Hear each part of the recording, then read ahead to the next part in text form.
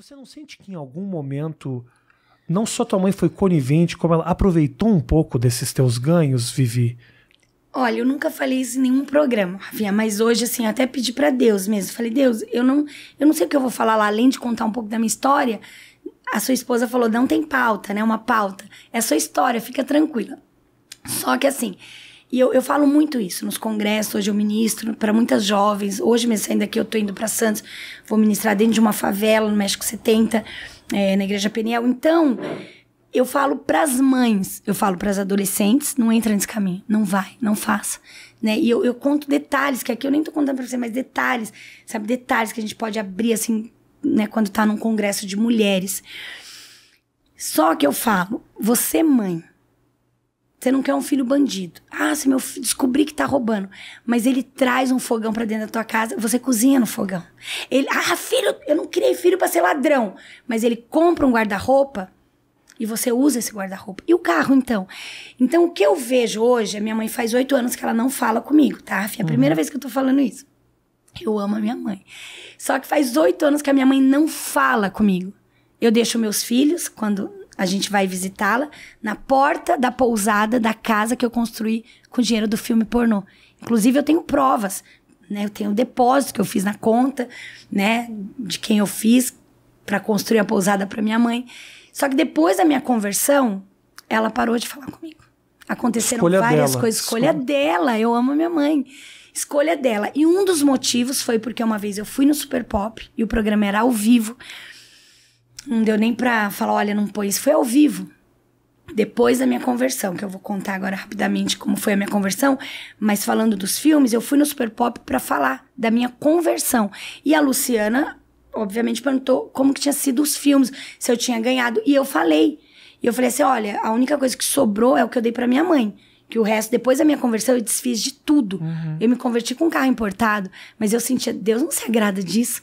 Peraí, eu tô andando num carro fazendo obra missionária, mas um carro que eu ganhei através daquela cena do pornô que eu fiz, meu, tá fora. Não, eu não aceito. É igual um cara hoje, o Fernandinho Beiramar, não sei se tá vivo, mas se converte, tem mansões, ele vai ser um pastor morando na casa que ele ganhou fruto do tráfico, matando várias famílias. Não, eu falei, isso eu não quero pra minha vida. Então eu me desfiz de tudo. Tudo, joias, tudo. Fiquei zerada. Tanto que o pastor Rony me conheceu, eu não tinha um carro pra andar, né, pastor? Isso eu tô falando de 2014, tá? Não faz muito tempo. Eu não tinha, assim, nada. Meus filhos estudaram em escola pública. Até então, o filho da Ronaldinha, lógico que é escola particular, porque o Brasil tem isso também, né? No Japão, graças a Deus, não, mas no Brasil tem. As pessoas olham muito pra isso, o Estado. E, de repente, eu me converto.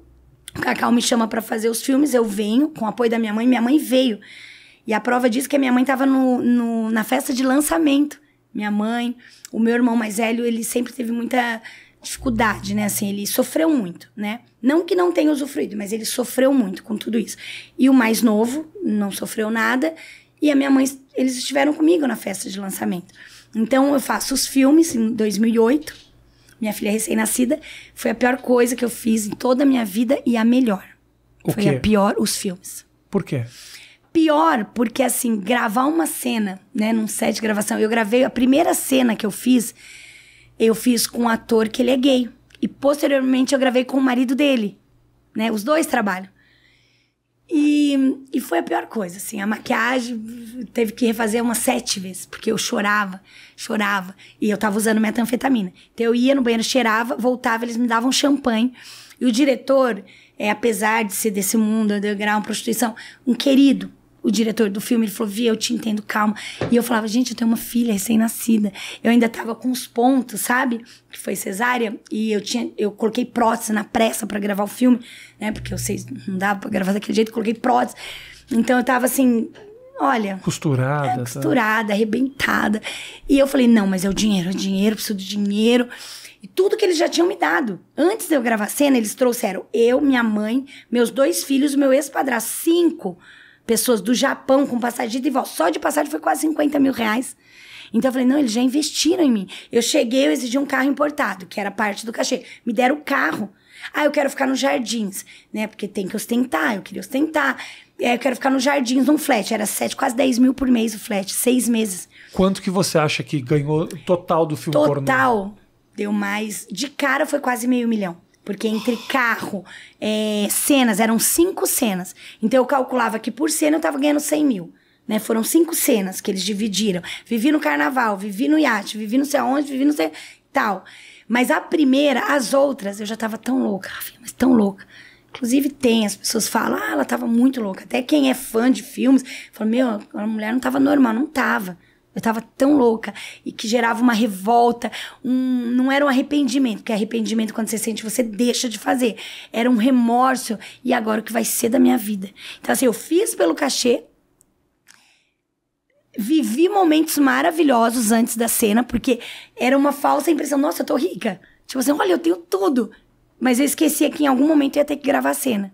E que depois ainda vem, né? O mundo inteiro vai ver e não tem como apagar, né? Tá aí. Tantas pessoas hoje que são milionários poderiam apagar e não apagam.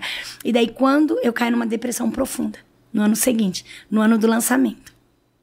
Caio numa depressão, que daí foi a pior fase mesmo, porque eu falo, o filme foi bom e foi ruim. Bom, porque ele proporcionou coisas boas. O sonho da minha mãe era ter uma casa onde ela mora hoje, uma pousada tem, né? Apesar que eu não tenho dúvida de que isso trouxe uma maldição tamanha que ela não fala comigo.